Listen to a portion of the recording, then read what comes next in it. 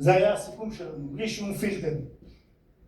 זה סיפור אמיתי של קבוצה קטנה, מעיירה קטנה, שנאבקה על החיים שלה בליגה הראשונה, נגד כל הסיכויים. ולמזלנו, כמו ברוב הסרטים, בסוף הטובים מנצחים.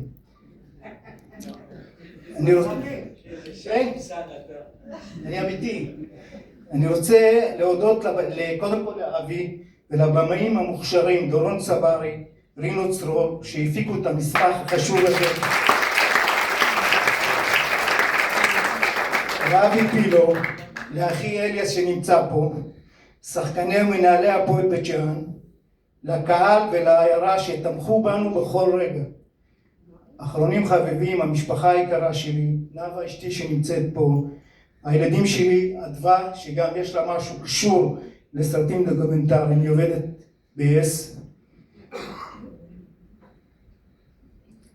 ועוד משהו אחרון ברמה האישית, כמו בסיפור של הסרט, אני עשיתי קריירה, התחלתי מהמקום הכי קטן, בית שאן, והגעתי לאמן את נבחרת ישראל בכדורגל.